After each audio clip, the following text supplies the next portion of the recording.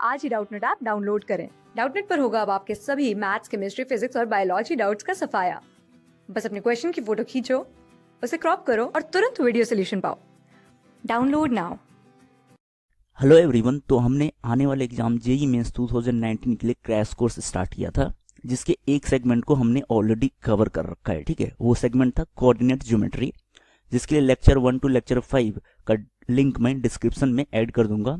और इन लेक्चर्स को आप हमारे ऐप डाउटनट और यूट्यूब चैनल पे भी जाके देख सकते हैं। ठीक है, डाउटनट की यूट्यूब चैनल पे भी जाके देख सकते हैं।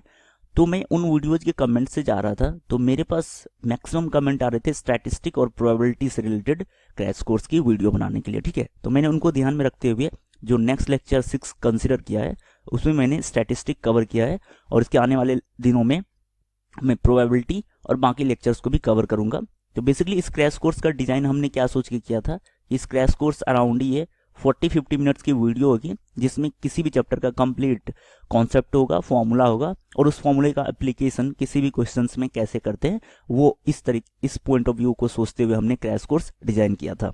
तो ऑलरेडी लेक्चर 5 आप हमारे ऐप या फिर यूट्यूब पे चैनल पे जाके देख सकते हैं, और ये नया लेक्चर स्टैटिस्टिक के लिए है। तो अब हम आगे इस लेक्चर को स्टार्ट करते हैं। ठीक है, तो हम यहाँ इस चैप्टर को या फिर इस लेक्चर को स्टार्ट करते हैं, और उससे सबसे पहले हम लेक्चर में कुछ इंपॉर्टेंट टर्म्स को जानते हैं। ठीक है, तो बेसिकली इस सेगमेंट में जो स्टैटिस्टिक सेगमेंट है, इसमें हम क्या करते हैं, फैक्ट्स हो या ऑब्जर्वेशन हो या इन्फॉर्मेशन हो, ठीक है, इसको हम इन्वेस्टिगेशन करते हैं। ठीक है, इसी को हम इन्वेस्टिगेट करते हैं। इधर वो फैक्ट्स होगा, ऑब्जर्वेशन होगा या इन्फॉर्मेशन होगा, उसको इन्वेस्टिगेट करते हैं। और ऐसे टर्म्स को हम एक साथ एज्यूम करते हैं, इसे डेटा एज्यूम करते हैं। ठीक है, इसे जो भी फैक्ट्स हो या ऑब्जर्वेशन हो टेबुलर फॉर्म में, उसे हम डेटा का नाम देते हैं। ठीक है, तो जनरली डेटा जो होता है वो 3 टाइप के होते हैं। ठीक है, डेटा जो होता है यहाँ पे जनरली 3 टाइप्स के होते हैं। एक होता है अनग्रुप या फिर रॉ डाटा या इंडिविजुअल डाटा। ठीक है, ये लेट्स से ये क्या होता है, अनग्रुप्ड होता है, इसमें कोई भी ग्रुपिंग नहीं होती है। दूसरी होती है डिस्क्रीट फ्रीक्वेंसी या अनग्रुप डाटा। ठीक है, एक फ्रीक्वेंसी बेस्ड होता है। ठीक है, कि एक सर्टेन रेंज में जो है कितने नंबर ऑफ एलिमेंट्स होंगे। ठीक है, जैसे 10 to 15 ईयर्स के लेट से किसी स्कूल में कितने बच्चे हैं टोटल, 200, 10 to 15 के 200, 15 से 20 के 300। तो ये इस तरीके से इसको क्या बोलते हैं, डिस्क्रीट डेटा। और एक होता है कंटिन्यूअस डेटा और ग्रुप डेटा। ठीक है, तो ये बेसिकली 3 टाइप्स के डेटा होते हैं। ठीक है, अब जो मेजर ऑफ सेंटर वैल्यू, जिसके लिए हम इस लेक्चर में पढ़ेंगे मीन, मीडियन और मोड, वो बेसिकली क्या आइडिया देता है, वो रफ आइडिया देता है कि उस डेटा का जो सेंटर पॉइंट है वो कहाँ पे लाई करेगा। ठीक है, तो basically mean, median, mode value जो होता है वो किसी भी डेटा या ऑब्जर्वेशन या इन्फॉर्मेशन का सेंटर पॉइंट देता है कि वो पूरी की पूरी डेटा किस एक वैल्यू के आसपास घूम रही है। ठीक है, किस एक वैल्यू के आसपास उस पूरे डेटा की वैल्यू कंसंट्रेट है। ठीक है, ये basically measure of centre value means mean, median और मोड की वैल्यू रिप्रेजेंट करता है। ठीक है, यहाँ पे जो मेजर ऑफ सेंट्रल टेंडेंसी होता है वो होता है मीन, मॉड और मीनियन, ये मीडियन, ये 3 जो है ये सेंट्रल ऑफ मेजर टेंडेंसी होता है। यहाँ पे हम स्टैटिस्टिक में ये 3 टॉपिक आगे पढ़ेंगे। ठीक है, तो हम मीन से स्टार्ट करेंगे आगे। तो सबसे पहला टॉपिक हम यहाँ पे लेते हैं मीन। ठीक है, मीन बेसिकली क्या होता है, मीन बेसिकली एवरेज, इसको एवरेज बोलते हैं। ठीक है, जो जनरल लैंग्वेज हम क्या बोलते हैं, इसको एवरेज बोलते हैं। ठीक है, अगर n नंबर ऑफ ऑब्जर्वेशन है तो उसका एवरेज क्या होगा, उसी को मीन बोलते हैं। ठीक है, यहाँ पे हम टर्म यूज करते हैं इसके लिए अर्थमेटिक मीन। ठीक है, अर्थमेटिक मीन। और हमने अभी देखा था कि जो डेटा है वो 3 टाइप के थे। ठीक है, arithmetic mean of individual series और अनग्रुप डेटा। ठीक है, जहां पे कोई भी ग्रुपिंग नहीं हो। ठीक है, इसके लिए लेट से अगर सीरीज में देखें एलिमेंट क्या है, x1, x2, x3 up to xn है, तो उसका अर्थमेटिक मीन क्या आ जाएगा, इसको x बार से रिप्रेजेंट करते हैं, तो ये क्या आ जाएगा, ये आ जाएगा सम ऑफ ऑब्जर्वेशन अपॉन में total number of observation. Let say यहाँ पे कितने नंबर ऑब्जर्वेशन हो गए, n ऑब्जर्वेशन हो गए, x1, x2, x3 up to xn, तो n ऑब्जर्वेशन हो गए। तो उस ऑब्जर्वेशन के सम को ऑब्जर्वेशन के नंबर से डिवाइड करेंगे तो क्या आ जाएगा, यहाँ पे इसका मीन वैल्यू या अर्थमेटिक मीन वैल्यू आ जाएगा। ठीक है, इसको इस फॉर्म में भी लिख सकते हैं समेशन, इस पूरी क्वांटिटी को समेशन के फॉर्म में क्या लिख सकते हैं, summation of x1 plus x2 plus x3, या फिर summation of xi i equals to 1 to n divided by capital n। Capital n represent करता है यहाँ पे कितने नंबर ऑफ ऑब्जर्वेशन है। ठीक है, नेक्स्ट आता है यहाँ पे arithmetic mean of discrete frequency system. ठीक है, डिस्क्रीट फ्रीक्वेंसी सिस्टम जो मैंने अभी स्कूल के एज वाले एग्जाम्पल दिया था कि लेट से 10 to 15 में 200 बच्चे और 15 to 20 ईयर्स के 300 बच्चे हैं, तो ये जो होंगे ये क्या होंगे, डिस्क्रीट सिस्टम में हो जाएंगे। ठीक है, लेट से अगर मैं यहाँ पे बोलूँ कि ये लेट से यहाँ पे क्या है, एज है, और यहाँ पे नंबर ऑफ स्टूडेंट है, ठीक है, नंबर ऑफ स्टूडेंट है। तो एज लेट से हम क्या एज्यूम करते हैं कि 5 to 10, तो 5 to 10 में लेट से यहाँ पे 150 स्टूडेंट है। नेक्स्ट एज ग्रुप कंसिडर करेंगे यहाँ पे 10 to 15, इसमें लेट से 250 स्टूडेंट है। नेक्स्ट कंसिडर करेंगे यहाँ पे 15 to 20, इसमें लेट से यहाँ पे क्या कितने स्टूडेंट है 125। तो ये इस तरीके जो क्या होंगे, ये क्या होंगे, ये फ्रीक्वेंसी हो गए, ये फ्रीक्वेंसी हो गए, और ये क्या होते इंटरवल आ गए कि 5 to 10 ईयर के एज ग्रुप के बच्चे और 10 to 15। तो इस टाइप से जो होंगे ये क्या होंगे, ये यहाँ पे डिस्क्रीट फ्रीक्वेंसी सिस्टम होगा। ठीक है, इन्होंने क्या बोला कि if the series like x1, ठीक है, यहाँ पे अगर अपन देखें तो ये क्या गिवन है, if the series be x1 x2 x3 and corresponding frequency be f1 f2 and f3, ठीक है, कॉरस्पॉन्डिंग फ्रीक्वेंसी जो है वो f1 f2 f3 होगा। ठीक है, तो ये इस वैल्यू में आ जाएगा। ठीक है, तो ये इसके लिए मीन क्या आ जाएगा, मीन आ जाएगा f1 x1 plus f2 x2 plus fn xn upon में कैपिटल N क्या होगा, समेसन ऑफ fi होगा। ठीक है, इसको बेसिकली इस फॉर्म में लिख सकते हैं, summation of i equals to 1 to n fi xi upon में 1 अपॉन में कैपिटल N। ठीक है, और कैपिटल N की वैल्यू यहाँ पे अपन बेसिकली बोल सकते हैं, ये क्या होगा, ये होगा f1 plus f2 plus f3 plus dot dot dot up two plus में क्या आ जाएगा, यहाँ पे fn आ जाएगा। ठीक है, इसको बेसिकली लिख सकते हैं समेसन ऑफ fi। तो ये कैपिटल N की वैल्यू को रिप्रेजेंट करेगा। अब नेक्स्ट अगर अपन देखेंगे तो नेक्स्ट डेटा क्या था यहाँ पे, कंटिन्यूअस फ्रीक्वेंसी डिस्ट्रीब्यूशन। ठीक है, सॉरी, ये कंटिन्यूअस फ्रीक्वेंसी डिस्ट्रीब्यूशन जो था उसका ये एग्जांपल है। ठीक है, इसके लिए अगर मैं एग्जांपल बोलूं डिस्क्रीट फ्रीक्वेंसी सिस्टम के लिए, तो लेट से यहाँ पे कुछ डेटा है xi और इधर ये फ्रीक्वेंसी है। तो xi की वैल्यू लेट से 5 है, तो 5 वाले डेटा कितने होंगे, लेट से क्या अपन बोल सकते हैं कि 10 है। नेक्स्ट 6 आ जाएगा, 6 वाले डेटा लेट से कितने हैं, 8 है। नेक्स्ट 7 आ जाएगा, तो 7 वाले डेटा की नंबर कितनी है, ये लेट से 12 है। तो ये क्या हो जाते हैं, ये डिस्क्रीट फ्रीक्वेंसी सिस्टम हो गया और ये कंटिन्यूअस फ्रीक्वेंसी सिस्टम हो गया। ठीक है, तो ये फॉर्मूला हमने 10th क्लास में ही पढ़ रखा था, एज्यूम्ड मीन मेथड। ठीक है, ये क्या है यहाँ पे, एज्यूम्ड मीन मेथड। ठीक है, अर्थमेटिक मीन अगर कंटिन्यूअस फ्रीक्वेंसी डिस्ट्रीब्यूशन में है तो हम क्या करते हैं यहाँ पे, इसके लिए हम करते हैं कैपिटल ए एक एज्यूम मीन एज्यूम करते हैं। ठीक है, एज्यूम मीन एज्यूम करते हैं कैपिटल ए की वैल्यू को, और एफ जो है वो फ्रीक्वेंसी होगा यहाँ पे। तो एक्स माइनस में ए को हम क्या बोलते हैं, deviation of each item from assumed mean. ठीक है, जो भी हमने मीन एज्यूम किया है उससे अगर x के साथ डिफरेंस लेंगे तो वो क्या हो जाएगा, बेसिकली डेविएशन हो गया। ठीक है, जो हमने मीन एज्यूम किया है उससे पर्टिकुलर डेटा कितना डेविएट करता है वो बेसिकली इस डिफरेंस के वैल्यू से आ जाएगा।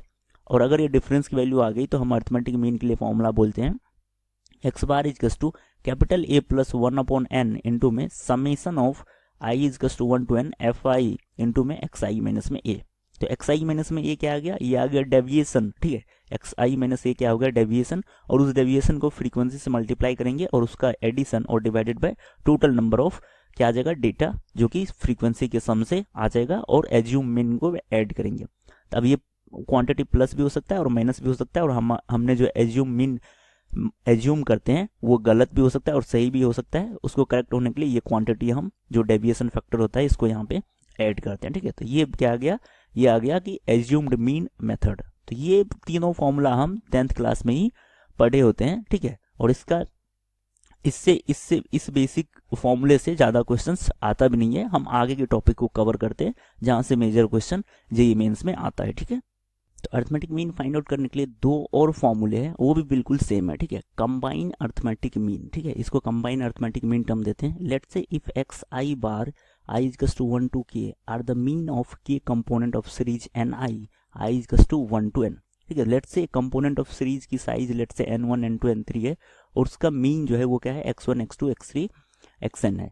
तो इस पूरे कंबाइन सीरीज का x बार जो होगा, फाइनल मीन जो होगा पूरे इस सीरीज के लिए, उसको अपन डिफाइन करेंगे x बार से, और ये क्या आ जाएगा, summation of ni xi bar upon summation of ni। ठीक है, तो ये बेसिक सेम फॉर्मूला हो गया जो हम इनिशियली मीन का डेफिनेशन पढ़ते हैं, ये इसी से रिलेटेड हो गया। ठीक, इसी से रिलेटेड हो गया। ठीक है, लेट्स से अगर मैं बोलूँ कि ये n1 है, इसके लिए क्या है मीन x1 बार। ठीक है, ये लेट्स से n2 है, इसके लिए मीन क्या है यहाँ पे x2 बार। तो इस पूरे सीरीज के लिए अगर अपन मीन लिखेंगे तो वो क्या आ जाएगा, वो आ जाएगा सिंपली n1 x1 बार प्लस में n2 x2 बार और divided by total number of observation कितना हो गया, n1 प्लस में n2। तो इसी फॉर्मूले को मैंने यहाँ पे एक्सप्लेन किया और इससे रिलेटेड हम आगे एग्जाम्पल भी सॉल्व करेंगे। ठीक है, नेक्स्ट टॉपिक आता है यहाँ पे वेटेड अर्थमेटिक मीन। ठीक है, वेटेड अर्थमेटिक मीन। ठीक है, let's see weighted arithmetic mean refers to the arithmetic mean calculated from assigning weight to different value of the variable, ठीक है। तो इसके लिए भी सेम फॉर्मूला होता है। अगर वेटेड मीन की वैल्यू बोलेंगे तो ये भी डब्ल्यू आई एक्स आई, ठीक है, एक्स आई और डब्ल्यू आई यहाँ पे गिवन होगा, ठीक है, उसका समेसन, प्रोडक्ट का summation divided by summation of W I, ठीक है। तो ये इसके लिए वेटेड अरिथमेटिक मीन आ जाएगा, ठीक है। बिल्कुल सेम फॉर्मूला होता है।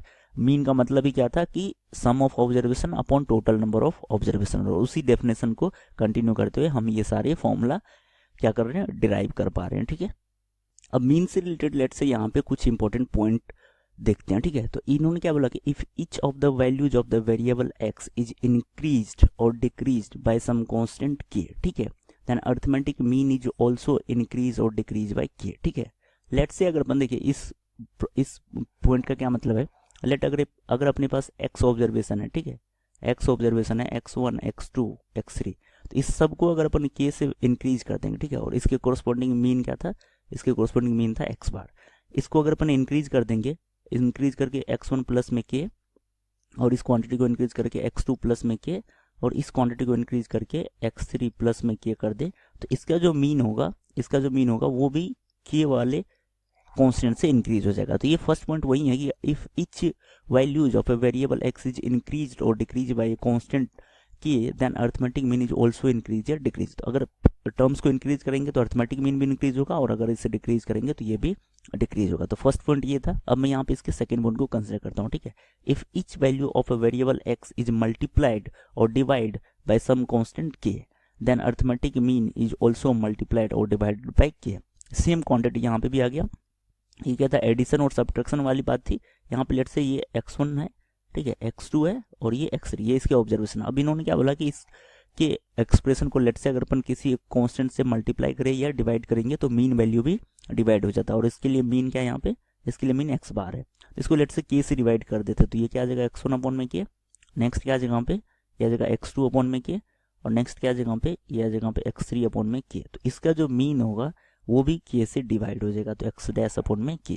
तो ये दो इंपॉर्टेंट पॉइंट हमें याद रखना होगा कि अगर हम ऑब्जर्वेशन को इंक्रीज करते हैं जिस भी कांस्टेंट से, मीन भी उसका उसी कांस्टेंट से इंक्रीज होता है। अगर हम डिक्रीज करेंगे तो मीन भी डिक्रीज होगा, और अगर हम मल्टीप्लाई करें उसके ऑब्जर्वेशन को तो मीन भी उसी फैक्टर से मल्टीप्लाई हो जाता है, और अगर अपन डिवाइड करते हैं तो मीन भी उसी फैक्टर से डिवाइड होता है, ठीक है। तो ये इंपॉर्टेंट पॉइंट हो गया मीन के रिस्पेक्ट में, ठीक है। अब यहाँ अगर अपन ये क्वेश्चन देखेंगे तो ये ऑलरेडी जेई मेंस में आया हुआ है, ठीक है, और ये जेई मेंस में ऑलरेडी ये क्वेश्चन आया हुआ है, ठीक है। और ये बेसिकली अभी जो मैंने दो इंपॉर्टेंट पॉइंट डिस्कस किया था उसी से रिलेटेड है, ठीक है। क्या गिवन है, गिवन है कि the mean of a set of 30 observation is 75, ठीक है। टोटल 30 ऑब्जर्वेशन है, उसका मीन क्या गिवन है, 75 गिवन है, ठीक है। If each observation is multiplied by non zero number lambda, ठीक है, अगर सारे ऑब्जर्वेशन को लैम्डा से मल्टीप्लाई कर रहे तो मीन भी लैम्डा से मल्टीप्लाई हो जाएगा, and then each of them is decrease by, ठीक है, each of them is decrease by 25, then their mean remain constant, ठीक है, then their mean remain constant. तो लैम्डा की वैल्यू क्या होगी, ठीक है। यहाँ से अगर अपन इसकी वैल्यू देखते हैं, लेट हमारे पास ऑब्जर्वेशन क्या था, ऑब्जर्वेशन था हमारे पास x1 x2 x3 up to x30, ठीक है, और इसके लिए मीन क्या गिवन था, इसके लिए मीन जो था, मीन की वैल्यू मैं यहाँ पुट करता हूँ, मीन इसके लिए गिवन था 75। अब इन्होंने क्या बोला कि इस सारे ऑब्जर्वेशन को हम लैम्डा से मल्टीप्लाई कर रहे हैं, ठीक है। तो अगर मैं लैम्डा से मल्टीप्लाई करूँगा तो x1 लैम्डा आ जाएगा यहाँ पे, x2 लैम्डा आ जाएगा, यह आ जाएगा x3 लैम्डा, अप टू क्या आ जाएगा यहाँ पे x30 लैम्डा। अगर किसी कांस्टेंट से मल्टीप्लाई करते तो मीन में भी उस क्वांटिटी से मल्टीप्लाई हो जाता है, तो नया मीन आ जाएगा 75 लैम्डा, नया मीन आ जाएगा यहाँ पे 75 लैम्डा। अब इसने बोला कि इसमें अब 25 डिक्रीज भी कर रहे हैं, ठीक है, तो डिक्रीज कर रहे हैं तो x1 लैम्डा माइनस का 25, ये आ जाएगा यहाँ पे x2 लैम्डा माइनस का 25, अप टू क्या आ जाएगा यहाँ पे x30 लैम्डा माइनस का 25। तो हर ऑब्जर्वेशन में अगर 25 डिक्रीज कर रहे हैं तो मीन भी क्या आ जाएगा, 25 से डिक्रीज हो जाएगा, ठीक है। तो ये आ जाएगा यहाँ पे 75 लैम्डा माइनस में 25 लैम्डा। तो ये क्या आ गया, ये फाइनल ऑब्जर्वेशन तो था जिसको इनिशियल ऑब्जर्वेशन में लैम्डा से मल्टीप्लाई करके 25 सब्ट्रैक्ट कर रहे थे, तो उस फाइनल ऑब्जर्वेशन का मीन आ गया 75 लैम्डा माइनस में 25, ठीक है, 75 लैम्डा माइनस में 25। अब इन्होंने बोला कि मीन जो है वो चेंज नहीं होता, ठीक है, मीन चेंज नहीं होता, मतलब ये दोनों वैल्यू क्या है, इक्वल है, ठीक है, ये दोनों वैल्यू इक्वल है। जो फाइनल ऑब्जर्वेशन का मीन है उसका मीन इनिशियल ऑब्जर्वेशन के मीन के इक्वल है। तो यहाँ से इक्वेशन क्या आ जाएगा, इक्वेशन आ जाएगा 75 लैम्डा माइनस का 25, दिस इज इक्वल्स टू 75। तो ये इक्वेशन आ गया यहाँ से, अगर इन दोनों को इक्वेट करेंगे तो, क्योंकि मीन इसने बोला है कि सेम रहता है, मीन चेंज नहीं होता है। ठीक है, यहाँ पे ये आ जाएगा 75 लैम्डा इजकल्स टू 100, तो लैम्डा का वैल्यू क्या आ गया यहाँ पे 4/3। ठीक है, तो लैम्डा का वैल्यू क्या होगा 4/3, तो option 4 is the correct answer. ठीक है, नेक्स्ट टॉपिक हम देखेंगे मीडियन। ठीक है, तो मीडियन भी क्या है, एज इट इज मीन के जैसा ही है। ठीक है, ठीक है, तो मीडियन के लिए डेफिनेशन क्या गिवन है कि median is a score, median is a score that divides the distribution into 2 halves. ठीक है, तो कोई भी जो ऑब्जर्वेशन है या डिस्ट्रीब्यूशन है, मीडियन उसको 2 हाफ में डिवाइड करता है। Half of the score are above the median and half are below it. ठीक है, तो मीडियन के एक साइड हाफ स्कोर होगा और दूसरे साइड दूसरा हाफ स्कोर होगा। ठीक है, and data are arrange when data are arrange in a numerical order. ठीक है, तो न्यूमेरिकल ऑर्डर मीन्स इधर हम डेटा को इंक्रीजिंग ऑर्डर में क्या करें रखेंगे या फिर डिक्रीजिंग ऑर्डर में रखेंगे। तो मीडियन जो होगा इन बिटवीन वैल्यू होगा जिसके दोनों साइड हाफ हाफ ऑब्जर्वेशन होगा। ठीक है, लेट अगर अपन इंडिविजुअल सीरीज की बात करेंगे, ठीक है, इंडिविजुअल सीरीज की बात करेंगे, तो in order to compute the median हमें क्या क्या स्टेप्स कवर करना होता है। ठीक है, अगर हमें मीडियन कैलकुलेट करना है किसी ऑब्जर्वेशन के लिए तो क्या स्टेप्स करना होगा। सबसे पहला स्टेप्स होगा यहाँ पे कि arrange the data in increasing और डिक्रीजिंग ऑर्डर। ठीक है, तो डेटा को हम इंक्रीजिंग या डिक्रीजिंग ऑर्डर में अरेंज करेंगे और n जो है let n be the number of observation. ठीक है, n जो है वो नंबर ऑफ ऑब्जर्वेशन हो गया। अब मीन के लिए क्या कंडीशन होगा, मीन के लिए कंडीशन होगा कि अगर n ऑड हुआ, ठीक है, अगर n ऑड हुआ, हमने इंक्रीजिंग या डिक्रीजिंग ऑर्डर में अरेंज कर दिया है, और अगर n ऑड हुआ तो मीडियन क्या होगा, मीडियन होगा n प्लस 1/2th टर्म। ठीक है, n प्लस 1/2th टर्म जो होगा वो क्या होगा, मीन होगा। ठीक है, n प्लस 1/2th टर्म जो है वो क्या होगा, मीन होगा। तो इसके लिए अगर मैं एग्जांपल बोलूँ, ठीक है, इसके लिए लेट से अगर मैं एग्जांपल बोलूँगा, ऑब्जर्वेशन लेट से यहाँ पे है 1 2 3 4 और 5, तो ये मैंने इंक्रीजिंग ऑर्डर में अरेंज भी कर दिया और नंबर ऑफ ऑब्जर्वेशन कितने हो गए, ऑड हो गए। ठीक है, और n की वैल्यू क्या है यहाँ पे n की वैल्यू क्या है यहाँ पे 5। तो मीडियन जो होगा, मीडियन होगा n प्लस 1/2th टर्म। ठीक है, n प्लस 1/2th टर्म। ठीक है, तो ये यहाँ पे क्या आ गया, इंक्रीजिंग ऑर्डर में नंबर हो गया, n की वैल्यू 5 पुट करेंगे तो थर्ड टर्म। ठीक है, तो first term, second term, third term, तो ये जो है ये क्या है, इसके लिए, इस ऑब्जर्वेशन के लिए मीडियन है। ठीक है, ये मीडियन है। और अगर n इवन हुआ, ठीक है, अगर n इवन हुआ तो यहाँ पे मिडिल टर्म 2 आता है। ठीक है, तो यहाँ पे बेसिकली अगर n ऑड हुआ तो जो मिडिल टर्म होता है वही इसका मीडियन हो जाता है। बट अगर n इवन होगा तो हमारे पास 2 मिडिल टर्म आएगा, तो अगर 2 मिडिल टर्म आ गया तो मीडियन उस केस में क्या होगा, उन दोनों मिडिल टर्म का जो मीन होगा उसे हम क्या बोलेंगे, मीडियन बोलेंगे। ठीक है, जैसे इसी ऑब्जर्वेशन में लेट से मैं एज्यूम करता हूँ, इसी ऑब्जर्वेशन में एज्यूम करता हूँ कि 1 है, 2 है, 3 है, 4 है, 5 है और ये 6 है। यहाँ पे कितने आ गए, ये इंक्रीजिंग ऑर्डर में मैंने डेटा को अरेंज कर दिया और ऑब्जर्वेशन कितने हैं, इवन नंबर में है। ठीक है, तो अगर मैं इसके मिडिल टर्म देखूँ तो यहाँ पे 2 मिडिल टर्म आ जाएगा। ठीक है, ये 2 मिडिल टर्म आ जाएगा, n/2th टर्म मतलब 6/2 मीन्स थर्ड टर्म और फोर्थ टर्म का मीन। तो थर्ड टर्म क्या है यहाँ पे 3 और फोर्थ टर्म क्या है यहाँ पे 4, थर्ड टर्म 3, फोर्थ टर्म 4, तो इसका मीन क्या आ जाएगा 3 + 4 7/2, तो इसके लिए मीडियन क्या आ जाएगा यहाँ पे 3.5।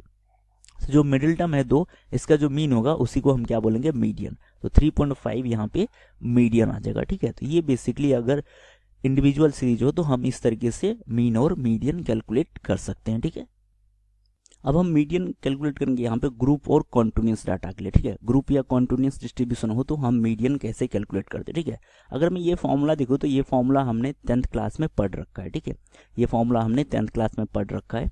ठीक है, तो यहाँ पे जेईई मेंस में इस फॉर्मूला से रिलेटेड क्वेश्चंस नहीं आते हैं क्योंकि इस फॉर्मूले को कैलकुलेट करना काफ़ी लेंदी होता है। ठीक है, तो हम फॉर्मूला यूज करते हैं मीडियन इजकस टू यूज करते हैं L प्लस में n/2 माइनस में C अपॉन F इंटू में I। ठीक है, अब इन सारे टर्म्स का मतलब क्या है वो अपन देखते हैं। ठीक है, तो मीडियन अगर कंटिन्यूस डाटा में हमें फाइंड आउट करना है तो हम सबसे पहले डिफाइन करते हैं एक मीडियन क्लास। ठीक है, मीडियन क्लास। ठीक है, मीडियन क्लास लेट से अगर अपन देखें तो x1 से x2, ठीक है, कंटिन्यूस डाटा x2 से x3 और ये क्या आ जाएगा यहाँ पे x4 से x5, सॉरी x3 से x4 और ये क्या आ जाएगा यहाँ पे x4 से x5। तो इस तरीके से डेटा होता है और इसके कोरस्पॉन्डिंग क्या होता है, फ्रीक्वेंसी होता है और इसे हम क्या बोलते हैं, क्लास बोलते हैं। अगर हम 10th क्लास रिमेंबर करेंगे तो इसके कोरस्पॉन्डिंग फ्रीक्वेंसी कुछ होता है, लेट से f1 f2 f3 f4। ठीक है, तो ये इस तरीके से डेटा गिवन होता है कंटिन्यूस डाटा। ठीक है, अब इसमें हम सबसे पहले एक मीडियन क्लास डिफाइन करते हैं। ठीक है, लेट मीडियन क्लास क्या आ गया, ये इसका मीडियन क्लास हो गया। ठीक है, ये मीडियन क्लास हो गया।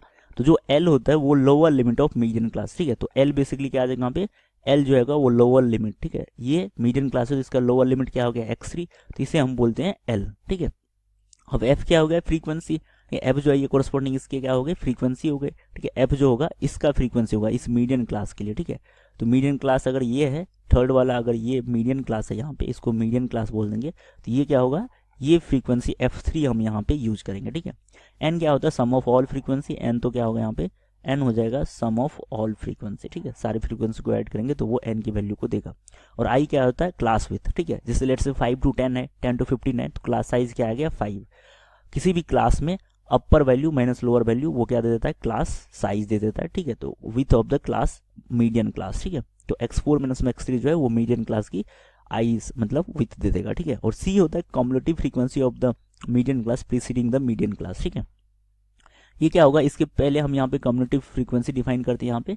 तो मीडियन क्लास से पहले वाला जो क्लास है इसका जो कम्युलेटिव फ्रीक्वेंसी होगा, ये टर्म ये हम यहाँ सी के जगह पे पुट करते हैं, ठीक है। ये फॉर्मूला हमने 10th क्लास में पढ़ा है और इससे रिलेटेड हम यहाँ पे क्वेश्चंस भी उठाते हैं 10th क्लास में। तो हमें इस फॉर्मूला का एप्लीकेशन और इस वर्ड का क्या मतलब है, ये सारे ऑलरेडी नोन होता है, ठीक है। But by the way JEE mains में इस फॉर्मूला से रिलेटेड क्वेश्चन नहीं आता है, क्योंकि ये कैलकुलेट करना काफ़ी लेंदी होता है, ठीक है। और बिल्कुल इजी स्टेप होता है, बस कैलकुलेशन के कारण से ये क्वेश्चन लेंदी होते हैं। तो ऐसे क्वेश्चन जेईई मेंस वाले पूछते नहीं है, वो बस ट्रिक्ट बेस या फिर कॉन्सेप्ट बेस्ड क्वेश्चन पूछते हैं, ठीक है। तो ये यहाँ पे इस सारे सिंबल का मतलब हो गया, ठीक है। अब नेक्स्ट टॉपिक आता है यहाँ पे मोड, ठीक है। नेक्स्ट टॉपिक आता है यहाँ पे मोड। तो मोड का मतलब क्या रहता है कि mode is the most frequent score in an observation, ठीक है। मोड जो होता है वो मोस्ट फ्रीक्वेंट स्कोर होता है इन अ डिस्ट्रीब्यूशन में, ठीक है। If a distribution has one mod, ठीक है। अगर किसी डिस्ट्रीब्यूशन के पास एक मोड हो तो उसे क्या बोलते हैं, it is term as unimodal, ठीक है। It is term as unimodal. And distribution with two mode is bimodal, और it is term as multimodal if it has more than two mode, ठीक है। अब continuous data से पहले मैं एक डिस्क्रीट डेटा के लिए मोड फाइंड आउट करता हूँ, ठीक है। लेट्स से कोई डेटा है यहाँ पे गिवन है 1 2 2 3 4 5। इसमें अगर अपन देखेंगे तो जो सबसे ज़्यादा रिपीट हो रहा है डेटा वो क्या है, 2 है, ठीक है। 2 जो है वो 2 टाइम्स रिपीट हो गया इस डेटा में। इसका मोड क्या होगा, इसका मोड हो जाएगा यहाँ पे 2, और इसका एक ही मोड है, ठीक है। नेक्स्ट लेट्स से मैं डेटा कंसिडर करता हूँ 1 2 2, यह जगह 3 3, और ये जगह 4, और ये 5। तो यहाँ से अगर अपन देखेंगे तो 2 जो यहाँ पे डेटा है वो 2 जो यहाँ पे वैल्यू है वो 2 बार रिपीट हो रहा है इसमें, और 3 भी 2 बार रिपीट हो रहा था। इसके लिए मोड क्या आ जाएगा, इसके लिए मोड आ जाएगा 2, और इसके लिए मोड क्या आ जाएगा, इसके लिए 3। तो ये क्या आ जाएगा, बाई मॉडल हो गया और ये यूनी मॉडल हो गया, ठीक है। तो ये बेसिक होता है कि जो मोस्ट फ्रीक्वेंट डेटा होता है, जो मोस्ट फ्रीक्वेंट वैल्यू होता है या जो मोस्ट फ्रीक्वेंट स्कोर होता है किसी भी ऑब्जर्वेशन में, वो क्या होता है, उसका मोड होता है, ठीक है। हमें मोड जो होता है वो कंटिन्यूस डेटा के लिए डिफाइन करते हैं, ठीक है। कंटिन्यूस डेटा में मोड क्या होगा, तो जैसे हमने मीडियन क्लास में डिफाइन किया था, ठीक है, इसी तरीके से हम मोड में भी मॉडल क्लास डिफाइन करते हैं, ठीक है।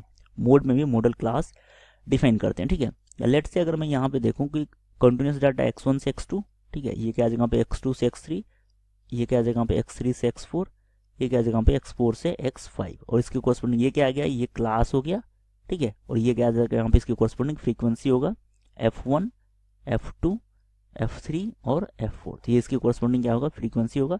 और यहाँ फ्रीक्वेंसी का सम जो होगा, समेशन ऑफ fi जो होगा वो कैपिटल N को रिप्रेजेंट करेगा। अब मैं इसके लिए इस टर्म्स को एक्सप्लेन करता हूँ, ठीक है। तो बेसिकली सबसे पहले इस फ्रीक्वेंसी के लिए फॉर्मूला क्या होता है, मोड होता है, सॉरी इस टाइप के जो होगा, इस कंटिन्यूस सीरीज जो होगा उसके लिए मोड के लिए फॉर्मूला होता है L1 प्लस में f1 minus f0 upon 2f1 minus f0 minus f2 into में i। अब i तो हमें समझ में आया होगा, ठीक है। i क्या होगा, क्लास साइज होगा, ठीक है। i जो होगा वो क्लास साइज होगा और मॉडल क्लास के लिए होगा। और L1 क्या होगा, L1 होगा lower limit of model class. जैसे हमने मीडियन में डिफाइन किया था कि मीडियन क्लास का लोअर लिमिट क्या था, L1 था। तो लेट्स से मैं बोल देता हूँ कि ये वाला क्लास जो है वो क्या है, मीडियन क्लास है, ठीक है। ये क्लास जो है ये सॉरी मॉडल क्लास, यहाँ पे हम डिफाइन करते हैं मॉडल क्लास। अगर ये मॉडल क्लास है तो L1 की वैल्यू क्या हो गया, मॉडल क्लास के लिए जो लोअर लिमिट होगा, ठीक है। तो ये क्या होगा, ये L1 होगा। x3 जो है वो क्या आ गया, L1 हो गया। f1 क्या होगा, f1 होगा फ्रीक्वेंसी ऑफ मॉडल क्लास, ठीक है। तो f1 means frequency of model class, तो ये क्या आ जाएगा, ये बेसिकली f1 को रिप्रेजेंट करेगा। इसकी जो भी वैल्यू होगी न्यूमेरिकल वैल्यू वो f1 को रिप्रेजेंट करेगा। f0 क्या होता है, frequency of class preceding the model class, ठीक है। तो अगर ये मॉडल क्लास है तो इसके पहले वाला जो क्लास होगा उसको हम f0 बोलेंगे। ये क्या हो जाएगा यहाँ पे, ये f0 होगा। और f2 क्या होगा, frequency of the class succeeding the model class. तो अगर ये मॉडल क्लास है तो इसके बाद वाला क्लास जो होगा उसके लिए जो वैल्यू होगा फ्रीक्वेंसी का, ये f2 होगा। तो अगर मैं यहाँ पे इसको बेसिकली रिप्रेजेंट कर दूंगा इसे रिप्रेजेंट कर देंगे। तो इसे हम क्या रिप्रेजेंट करेंगे यहाँ पे इस फॉर्मूले के अकॉर्डिंग F1, इसे क्या रिप्रेजेंट करेंगे F0, और इस फ्रीक्वेंसी को क्या रिप्रेजेंट करेंगे F2, ठीक है। और नेक्स्ट आई हो गया क्लास साइज ऑफ मॉडल। तो x4 माइनस में x3 जो है वो आई की वैल्यू दे देगा, ठीक है। तो आई की वैल्यू को यहाँ पे हम लिख सकते हैं x4 माइनस में x3।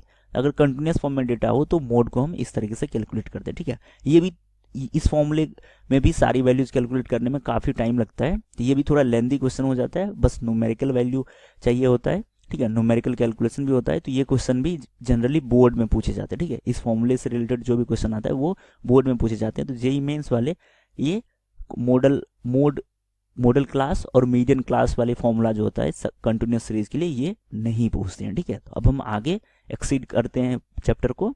यहाँ पर मैं अब दो फॉर्मूला पढ़ता हूँ, ठीक है। एक एम्पेरिकल रिलेशन होता है, ठीक है। मीन, मीडियन और मोड में एक रिलेशन होता है जिससे क्या बोलते हैं एम्पेरिकल रिलेशन, ठीक है। इस फॉर्मूले से रिलेटेड जेईई मेंस वालों ने कई बार क्वेश्चन पूछ रखा है, ठीक है। तो ये रिलेशन होता है कि मोड इक्वल्स टू किसके इक्वल होता है, मोड जो होता है mode equals to 3 median minus 2 mean. कोई भी ऑब्जर्वेशन है तो उसका मीन मीडियन मोड हम कैलकुलेट कर सकते हैं, और उसके मीन मीडियन मोड के रिलेशन को अगर अपन एस्टेब्लिश करेंगे तो ये रिलेशन ऑलवेज होल्ड होगा, mode equals to 3 median minus 2 mean, ठीक है।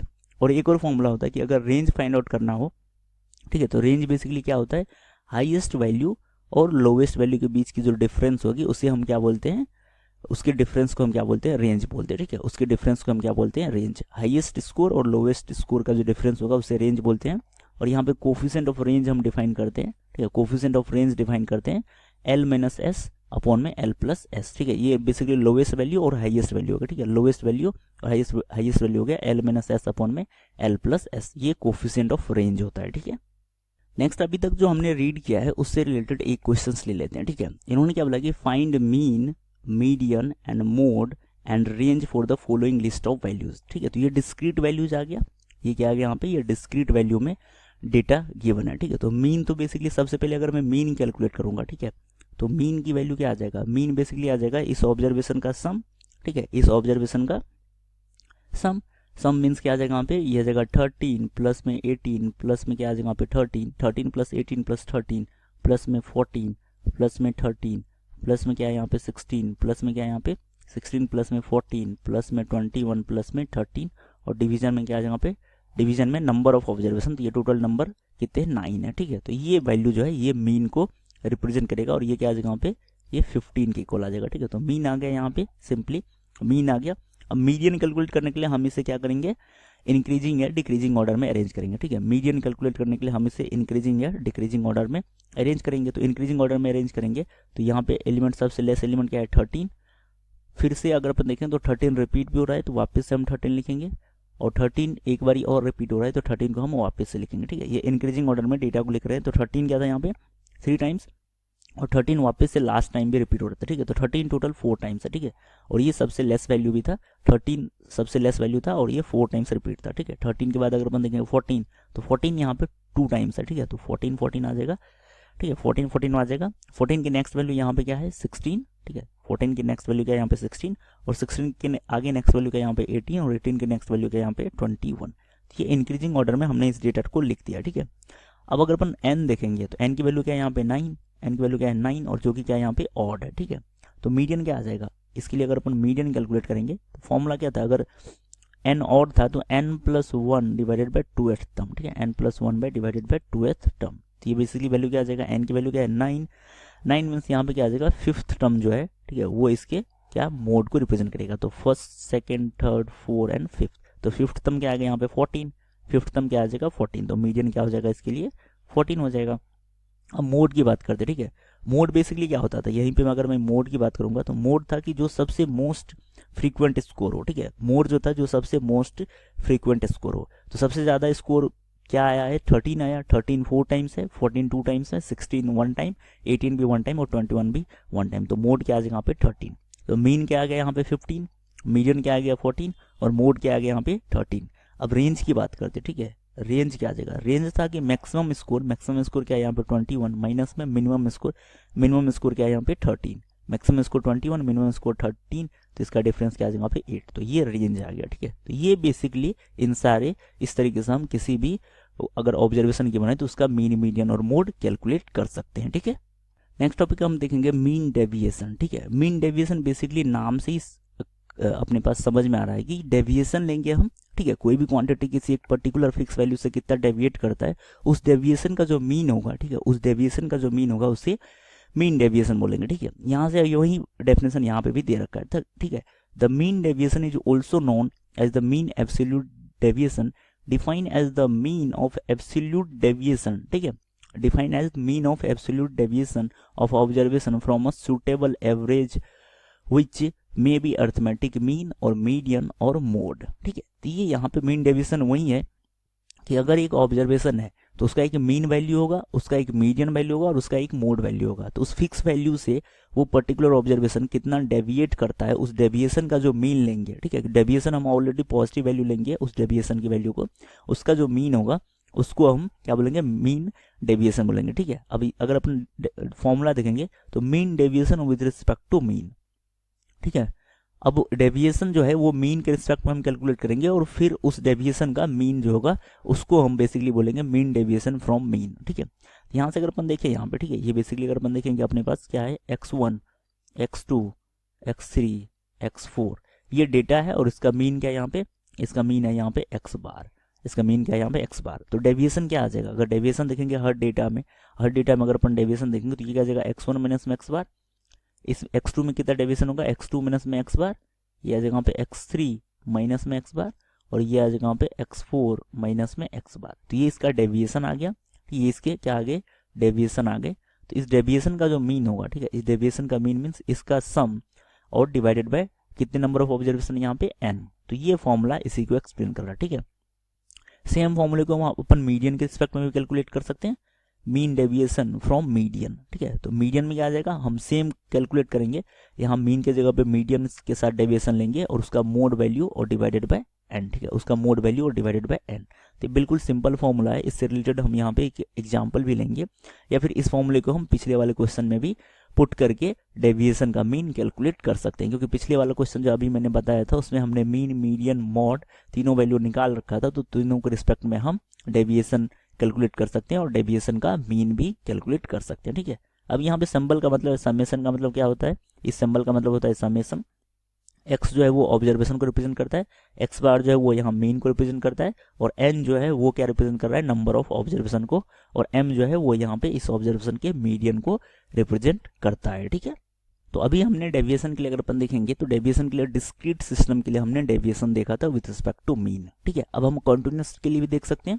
कॉन्टिन्यूस के लिए बस सारे क्वांटिटी में यहाँ पे फ्रीक्वेंसी से उसके कोरस्पॉन्डिंग फ्रीक्वेंसी से मल्टीप्लाई आ जाएगा। ठीक है, बाकी सेम वैल्यू रहेगा, mode value of x minus x बार या mode value of x minus में मीडियन या mode value of x minus में मोड, बस यहाँ पे इसके कोरस्पॉन्डिंग फ्रीक्वेंसी से मल्टीप्लाई आ जाएगा, क्योंकि हम इनडायरेक्टली क्या निकाल रहे हैं, मीन ही निकाल रहे हैं और मीन का फॉर्मूला या डेफिनेशन हम इनिशियल वैल्यू देखें वो और ये बिल्कुल सेम ही होगा। ठीक है, तो यहाँ पे क्या गिवन है कि फॉर फ्रीक्वेंसी डिस्ट्रीब्यूशन, ठीक है, mean deviation is given by, ये विद रिस्पेक्ट टू मीन हो गया। ठीक है, मीन डेविएशन अबाउट मीन बोल सकते हैं या विद रिस्पेक्ट टू मीन बोल सकते हैं। तो क्या आ गया, x माइनस में x बार तो हमने ऑलरेडी बता रखा था कि कैसे कैलकुलेट करते हैं, उसको हम उसके कोरस्पॉन्डिंग फ्रीक्वेंसी से मल्टीप्लाई करेंगे और डिवाइडेड बाय डिनोमिनेटर में n की वैल्यू अब क्या आ जाएगा, समेशन ऑफ f आ जाएगा। ठीक है, n की वैल्यू क्या आ जाएगा यहाँ पे, समेशन ऑफ f आ जाएगा।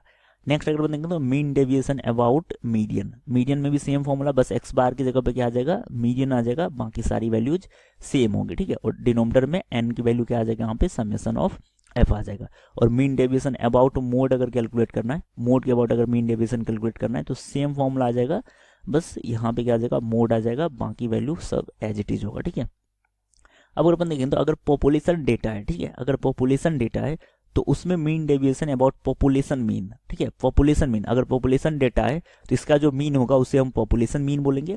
ठीक है, पॉपुलेशन डेटा में जो पॉपुलेशन मीन होगा उसको हम म्यू से रिप्रेजेंट करते हैं। ठीक है, और इसमें अगर हम मीन डेविएशन कैलकुलेट करेंगे तो बस मीन की वैल्यू को पॉपुलेशन मीन से रिप्लेस कर देंगे। ठीक है, मीन की वैल्यू को पॉपुलेशन मीन से रिप्लेस कर देंगे, बाकी वैल्यूज सेम ही होगी। ठीक है, ये यहाँ पे मीन डेविएशन के लिए फॉर्मूला हो गया। ठीक है, नेक्स्ट नंबर जो अभी हमने फॉर्मूला देखा था उससे रिलेटेड एक क्वेश्चन ले लेते हैं ताकि ये फॉर्मूला का पूरा मतलब हमें समझ में आ जाए। ठीक है, तो क्वेश्चन की बना कि अनुभव score 85, 91, 88, 78 and 85 for each series of exams. ठीक है, तो ये एग्जाम्स किसके नंबर है, इन्होंने बोला कि calculate the mean deviation for each test score, ठीक है। मीन डेविएशन बस बोला हो, अगर विद रिस्पेक्ट टू नहीं गिवन है या किसके अबाउट हमें निकालना है, तो हम ऑटोमेटिक समझते हैं कि ये मीन के अबाउट कैलकुलेट करना, ठीक है। तो ये जो मीन डेविएशन है किसके अबाउट कैलकुलेट करना है, ये कैलकुलेट करना है अबाउट मीन, ठीक है। और अगर मीडियन के अबाउट कैलकुलेट करना होगा तो वो वहाँ पे मेंशन करेगा कि calculate mean deviation about median या फिर calculate mean deviation about mode, अगर मोड के अबाउट कैलकुलेट करना होगा। अगर मीन के अबाउट कैलकुलेट करना है तो ये मीन अबाउट मीन वो मिसिंग भी कर देते हैं कई बार, ठीक है, वो नहीं भी लिखा रहता है। इसका मतलब हमें डिफॉल्ट समझना है कि अगर मीन डेविएशन पूछा है तो अबाउट मीन पूछेगा, ठीक है। तो सबसे पहले अगर मैं डेटा देखूंगा तो डेटा क्या है 85, 91, 88, 78 और 85। तो इसका सबसे पहले हम क्या निकालेंगे, मीन निकालेंगे, ठीक है। अगर अपन मीन निकालेंगे तो मीन तो सिंपल क्या आ जाएगा 85 प्लस में 91 प्लस में क्या आ जाएगा वहाँ पे 88 प्लस में क्या आ जाएगा वहाँ पे 78 प्लस में क्या आ जाएगा वहाँ पे 85 और डिवीजन में क्या आ जाएगा वहाँ पे 5। टोटल कितने ऑब्जर्वेशन है, 5 ऑब्जर्वेशन है। तो ये आ जाएगा वैल्यू यहाँ पे 80, इसकी वैल्यू आ जाएगा वहाँ पे 85.4। अब हम डेविएशन कैलकुलेट करेंगे, ठीक है। डेविएशन कैलकुलेट करेंगे डेल्टा 1, ठीक है। डेल्टा 1 बेसिकली क्या आ जाएगा, ये आ जाएगा x1 माइनस में x1 बार, ठीक है। x1 माइनस में x1 बार, तो ये क्या था यहाँ पे, ये था यहाँ पे x1 की वैल्यू क्या था यहाँ पे 85 माइनस में क्या आ जाएगा यहाँ पे 85.4, तो इसकी वैल्यू आ जाएगा यहाँ पे माइनस में 0.4। बट हमें इसका क्या लेना है, इसका एब्सोल्यूट वैल्यू लेना है, ठीक है। इसका हमें एब्सोल्यूट वैल्यू लेना होता है, ठीक है। इसका एब्सोल्यूट वैल्यू लेना होता है, ठीक है। तो ये क्या आ जाएगा यहाँ पे, ये पॉजिटिव वैल्यू आ जाएगा, तो इसकी वैल्यू क्या आ जाएगा यहाँ पे 0.4 आ जाएगा।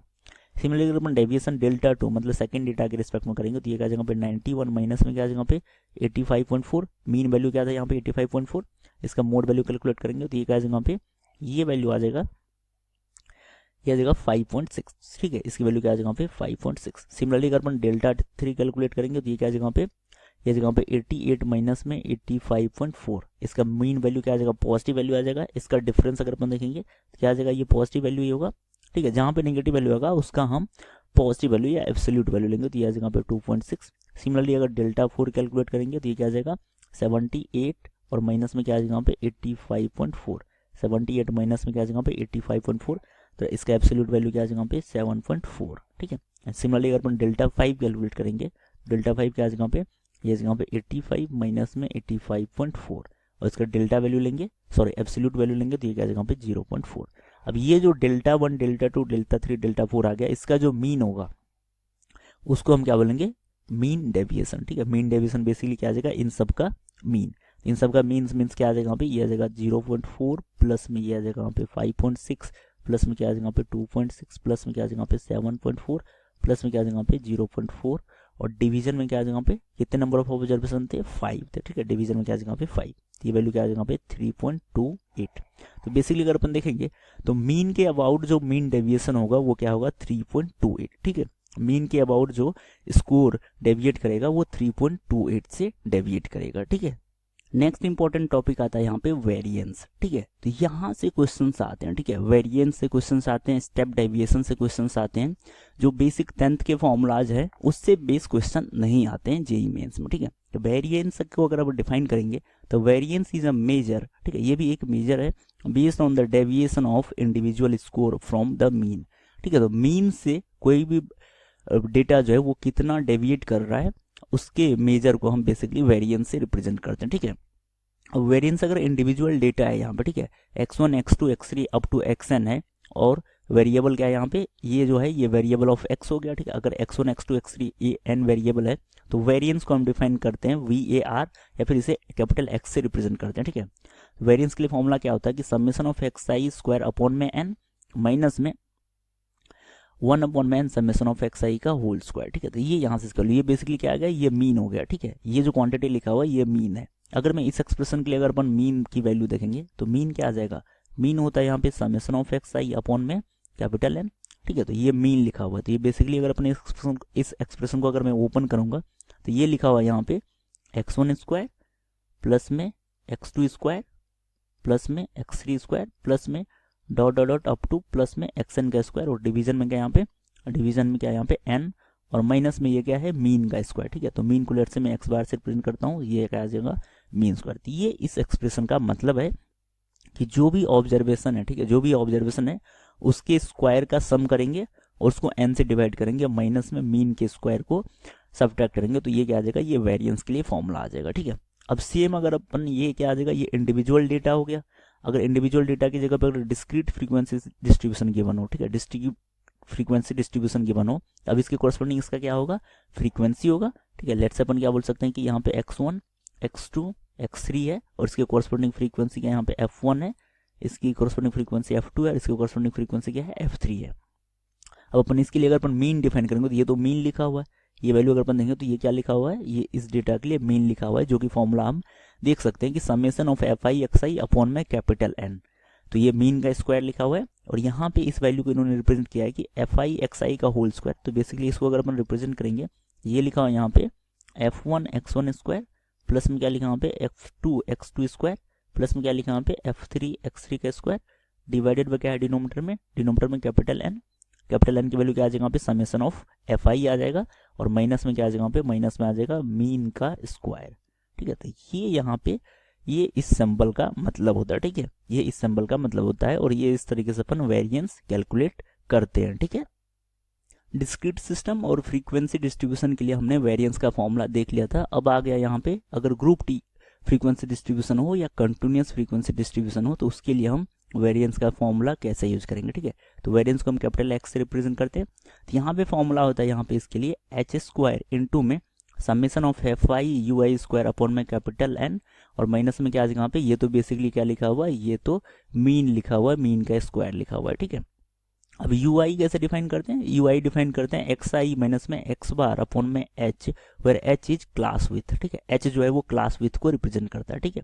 अगर अपन देखें यहाँ पे लेट से ये डिफाइन है x1 टू x2 और ये डिफाइन यहाँ पे x2 टू x3 और ये डिफाइन यहाँ पे x3 to x4 x3 to x4 और ये डिफाइन यहाँ पे x4 टू x5 और इसके कॉरस्पॉन्डिंग फ्रीक्वेंसी क्या गिवन है यहाँ पे f1 गिवन है, यहाँ पे f2 गिवन है, f3 गिवन है और f4, तो ये कंटिन्यूअस फॉर्म में डेटा होगा। तो इसके लिए अपन अगर अपन फॉर्मूला देखेंगे तो क्लास विथ क्या रिप्रेजेंट करेगा यहाँ पे, इसका जो मीन होगा एक्स आई के साथ में जो इसका डिफरेंस होगा वो क्या होगा, एक्स आई के साथ जो डिफरेंस होगा और उसको एच से डिवाइड करेंगे। एच बेसिकली क्या होगा, एच जो होगा यहाँ पे क्लास साइज, इसको अगर अपन क्लास बोल रहे हैं तो क्लास साइज बेसिकली क्या होगा यहाँ पे x2 माइनस x1 या फिर x3 माइनस x2, तो ये एच को रिप्रेजेंट करेगा यहाँ पे, एच से डिवाइड करेंगे तो यू आई आएगा और यू आई को इसके फ्रीक्वेंसी से मल्टीप्लाई करके उसको ऐड करेंगे और डिवीजन में एंड करेंगे तो ये क्वांटिटी आ जाएगा, ठीक है।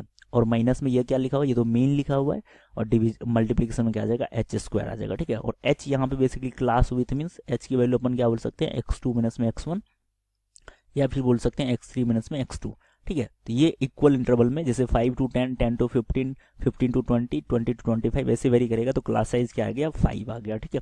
ये इसके लिए फॉर्मूला होता है। अब इससे कुछ इंपॉर्टेंट नोट्स देखते हैं यहाँ पे, प्रॉपर्टीज ऑफ वेरिएंस। इन्होंने क्या बोला कि if x1 x2 up to xn with n values of variable x if these values are changes as, अगर मतलब इस सारे वैल्यूज में अगर अपन a ऐड कर रहे हैं, ठीक है, जैसे हम मीन में अगर सारे वैल्यूज में कोई भी कांस्टेंट ऐड कर रहे हैं तो मीन क्या होता था उतने क्वांटिटी से इंक्रीज होता था, बट यहाँ पे वेरिएंस में कोई भी चेंज नहीं आएगा, ठीक है। वेरिएंस के ऑब्जर्वेशन में अगर हम किसी क्वांटिटी को ऐड कर रहे हैं, ठीक है, वेरिएंस के क्वांटिटी में अगर हम किसी क्वांटिटी को ऐड कर रहे हैं तो वेरिएंस चेंज नहीं होता है, मीन चेंज हो जाता है, ठीक है। सिमिलरली अगर बताएंगे तो if x1 x2 xn are the values of a variable x and a be a non-zero real number then the variance of the observation a x1 a x2 a xn अगर a से multiply कर देंगे observation से तो variance होता है a square times of variance of x, ठीक है। तो नया वेरिएंस जो है वो a स्क्वायर टाइम से इंक्रीज कर जाता है, ठीक है।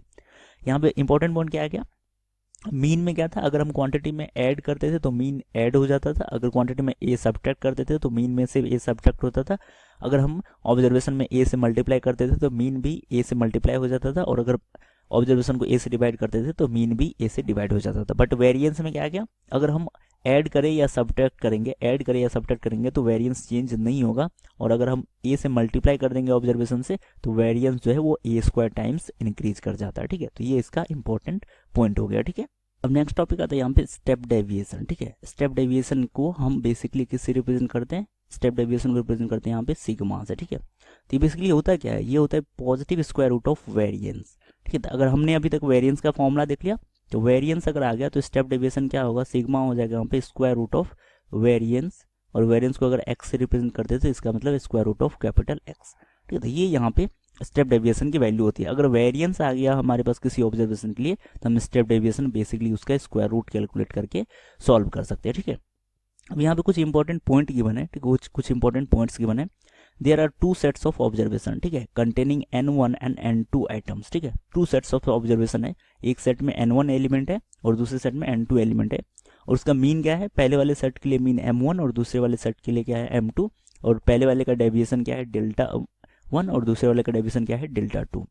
तो अगर ये गिवन है तो उस पूरे ऑब्जर्वेशन का कंबाइन मीन क्या होगा, उस पूरे ऑब्जर्वेशन का कंबाइन मीन होगा n1 m1 plus n2 m2 upon n1 plus m2, और इसे हम जनरल n डेटा के लिए भी सेटिस्फाई कर सकते हैं, ठीक है। इसे हम जनरल n डेटा के लिए भी लिख सकते हैं। कैसे, इसको लिख सकते हैं summation of ni mi upon में क्या आ जाएगा यहाँ पे समेशन ऑफ ni, ठीक है। n डेटा के लिए भी अपन इसे क्या कर सकते हैं, एक्सटेंड कर सकते हैं, ठीक है। और इसके लिए क्या आ जाएगा यहाँ पे वेरिएंस क्या आ जाएगा, वेरिएंस बेसिकली ये क्या रिप्रेजेंट कर रहा है यहाँ पे, ये रिप्रेजेंट करता है इसके वेरिएंस को, क्योंकि यहाँ से अगर अपन स्क्वायर करेंगे तो डेल्टा स्क्वायर की वैल्यू क्या आ जाएगा x के इक्वल आ जाएगा, या फिर डेल्टा स्क्वायर की वैल्यू जो वो वेरिएंस के इक्वल आ जाएगा, ठीक है।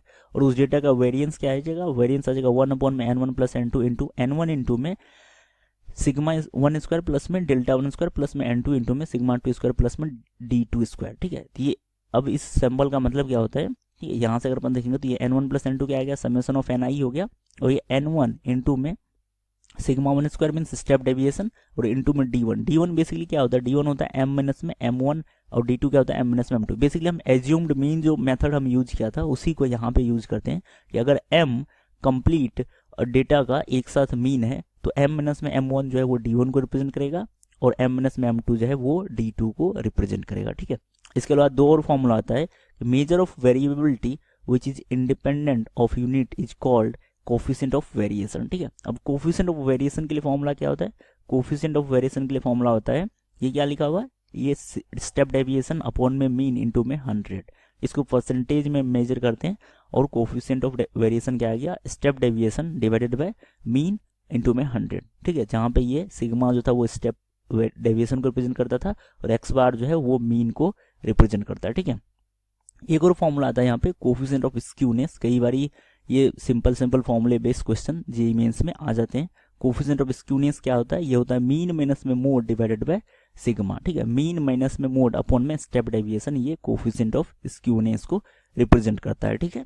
अब जो अभी तक जो हमने जो भी कॉन्सेप्ट या फॉर्मूला देखा है उससे रिलेटेड थोड़े से प्रॉब्लम्स लेते हैं, ठीक है। इन्होंने क्या बोला कि in a class of 100 student there are 70 boys, ठीक है। तो अब अगर अपन देखेंगे तो क्लास में अगर टोटल 100 स्टूडेंट है, 70 बॉयज है, तो 30 कितने क्या होंगे, गर्ल्स होंगे, whose average marks in a subject is 75. If the average marks of the complete class is 72, then what is the average marks of girl, ठीक है। ये बेसिकली n1 m1 वाले ऑब्जर्वेशन हो गए, ठीक है, n1 m1 वाले ऑब्जर्वेशन हो गए, ठीक है। टोटल अगर अपन देखेंगे टोटल कितने हैं, 100 स्टूडेंट है, जिसमें अगर अपन देखेंगे तो 70 क्या है यहाँ पे बॉयज, तो अगर 70 बॉयज आ गया तो रिमेनिंग 30 क्या होगा, गर्ल्स होगा, ठीक है। और बॉयज के लिए इन्होंने एवरेज मार्क्स क्या की बने, लेट से यहाँ पे x1 बार लिख देते हैं इसको, इसके लिए एवरेज मार्क्स की बने यहाँ पे 75, और इसके लिए क्या है, गर्ल्स के लिए एवरेज मार्क्स हमें कैलकुलेट करना है। अगर टोटल एवरेज वैल्यू क्या आगे बने यहाँ पे, टोटल क्लास के लिए एवरेज वैल्यू क्या आगे बने 72, तो अगर अपन क्लास के लिए एवरेज लिखते हैं, ठीक है, क्लास के लिए अगर अपन एवरेज लिखेंगे तो क्या आ जाएगा वैल्यू, दो टाइप की डेटा हो गए यहाँ पे, तो यह जगह पे 70 बॉयज था इंटू में क्या जगह पे x1 बार प्लस में 30 गर्ल्स था, और उसका डेटा क्या है यहाँ पे, डेटा मिसिंग है, इसका डेटा कैलकुलेट करना है, और डिवाइडेड में क्या आ जाएगा, टोटल नंबर ऑफ क्लास में स्टूडेंट कितने थे 100, तो यहाँ से इसकी वैल्यू पुट कर देते थे। क्लास का एवरेज नंबर 72 गिवन है, दिस इज इक्वल टू जगह पे 70 इंटू में x1 बार क्या था, बॉयज के लिए एवरेज मार्क्स क्या था 75 प्लस में गर्ल्स 30, और गर्ल्स के लिए एवरेज मार्क्स हमें कैलकुलेट करना है x2 डिवाइडेड बाय 100। तो ये सिंपल इक्वेशन आ गया, और इसको अगर सिंप्लीफाई करेंगे तो गर्ल्स के लिए एवरेज क्या आ जाएगा यहाँ पे, इसको सिंप्लीफाई करेंगे तो x2 की वैल्यू क्या आ जाएगा 65, इस इक्वेशन को सिंप्लीफाई करेंगे तो x2 की वैल्यू आ जाएगा यहाँ पे 65, तो option 2 is the correct answer, ठीक है। नेक्स्ट क्वेश्चन अगर अपन देखेंगे तो इन्होंने लिखा है कि the median of A set of 9 distinct observation, ठीक है, 9 डिस्टिंक्ट ऑब्जर्वेशन का मीडियन जो है वो क्या है 20.5, ठीक है। तो मीडियन गिवन है इस ऑब्जर्वेशन का, if each of the largest 4 observation of a set is increased by 2, ठीक है, जो 4 लार्जेस्ट एलिमेंट होगा उसको 2 से इंक्रीज कर रहे हैं, then median of the new set is, ठीक है, median of the new set is, ठीक है। लेट्स से मैं मीडियन को मीडियन के लिए 9 एलिमेंट है, तो इसको क्या करते हैं इंक्रीजिंग ऑर्डर में। लेट्स से ये सबसे ग्रेटर ऑब्जर्वेशन था x9, ठीक है, तो x9 सबसे ग्रेटर ऑब्जर्वेशन था, तो ये क्या आ जाएगा x8 आ जाएगा, नेक्स्ट क्या आ जाएगा यहाँ पे x7 आ जाएगा यहाँ पे, नेक्स्ट क्या आ जाएगा यहाँ पे x7, नेक्स्ट क्या आ जाएगा यहाँ पे x6 होगा, नेक्स्ट क्या होगा यहाँ पे x5 होगा, फिर इस तरीके से क्या आ जाएगा यहाँ पे x4 होगा, डॉट डॉट डॉट, सबसे लास्ट में क्या आ जाएगा यहाँ पे x1। ये 9 एलिमेंट हो गया। अगर 9 एलिमेंट हो गया, n की वैल्यू क्या आ गया ऑड, n की वैल्यू क्या आ गया यहाँ पे ऑड, तो मीडियन क्या होगा यहाँ पे, अगर अपन मीडियन की बात करेंगे तो यह आ जाएगा यहाँ पे n+1/2th टर्म, n+1/2th टर्म, तो मतलब 5th टर्म जो है वो इसका मीडियन है, ठीक है। 5th टर्म क्या आ जाएगा, ये फर्स्ट टर्म हो गया, ये क्या आ गया second, third, fourth and fifth, तो ये क्या है यहाँ पे x5 जो है वो क्या है मीडियन है, ठीक है, ये यहाँ पे इसका मीडियन है, ये इसके लिए मीडियन आ गया। अब इन्होंने क्या बोला कि फर्स्ट 4 लार्जेस्ट टर्म, तो फर्स्ट 4 लार्जेस्ट टर्म क्या है x9, x8, x7 और x4, इसको इसने इंक्रीज किया है 2 से, तो अब ऑब्जर्वेशन क्या आ जाएगा x9 प्लस में 2, ये ग्रेटर हो जाएगा यहाँ पे x8 प्लस में 2, अब ऑब्जर्वेशन आ जाएगा यहाँ पे x7 प्लस में 2 और ये आ जाएगा यहाँ पे x6 प्लस में 2, तो फर्स्ट 4 नंबर में 2 से इंक्रीज कर दिया।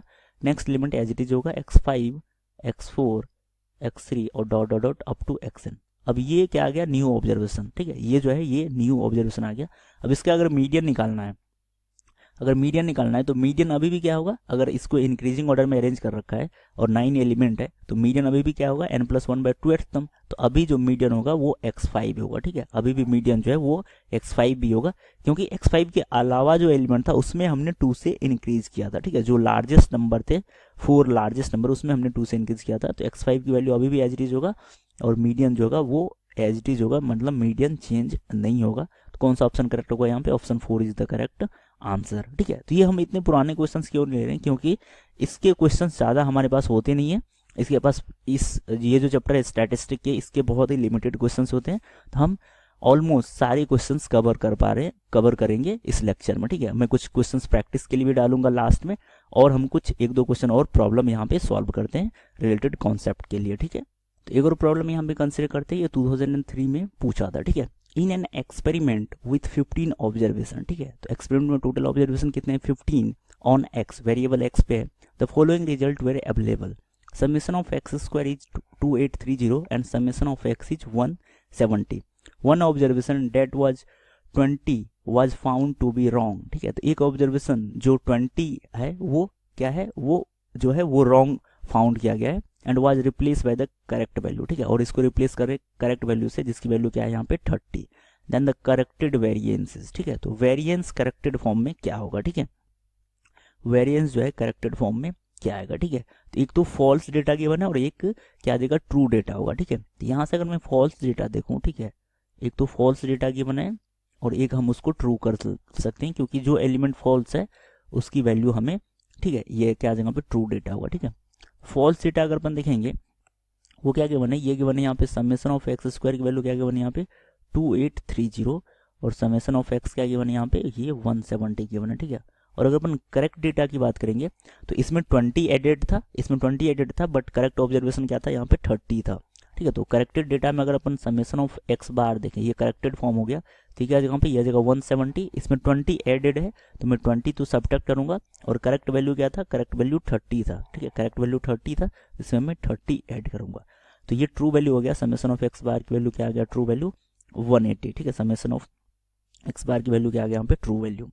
सिमिलरली अगर अपन यहाँ पे समेशन ऑफ एक्स बार जो है इसका होल स्क्वायर की वैल्यू अगर अपन देखेंगे तो ये क्या आ जाएगा, इसकी होल स्क्वायर की वैल्यू क्या था, फॉल्स वैल्यू क्या था 2830, इसमें एडेड क्या था, इसमें एडेड था 20 का स्क्वायर, ठीक है, इसमें एडेड क्या था 20 का स्क्वायर, तो मैं 20 का स्क्वायर सब्ट्रैक्ट करूंगा, 20 का स्क्वायर सब्ट्रैक्ट करूंगा, और अगर इसे करेक्ट करना है तो करेक्ट करने के लिए इसमें ऐड क्या करना होगा, करेक्ट एलिमेंट 30 था मीन्स 30 का स्क्वायर ऐड करना होगा, तो 30 का स्क्वायर ऐड कर देते हैं, तो ये वैल्यू क्या आ जाएगा पे, इसको सिंप्लीफाई करेंगे तो ये आ जाएगा पे 3330, ठीक है। तो ये वैल्यू अगर आ गया तो करेक्टेड वेरिएंस क्या आ गया, तो यहाँ से अगर अपन वेरिएंस करेक्टेड देखेंगे तो ये क्या आ जाएगा, इसके लिए वेरिएंस का फॉर्मूला था, यहाँ पे फॉर्मूला था कि summation of x I square upon में एन, माइनस में क्या था यहाँ पे, ये था summation of x I upon में एन का होल स्क्वायर, यही तो वेरिएंस के लिए फॉर्मूला था, और ये करेक्टेड फॉर्म में सारे वैल्यूज गिवन है, तो करेक्टेड फॉर्म में अगर सारे वैल्यूज गिवन है तो ये क्या आ जाएगा 3330 डिवाइडेड बाय 15 माइनस में ये क्या जाएगा, इसका वैल्यू क्या था 180, तो यह जाएगा 180 अपॉन में 15 का स्क्वायर,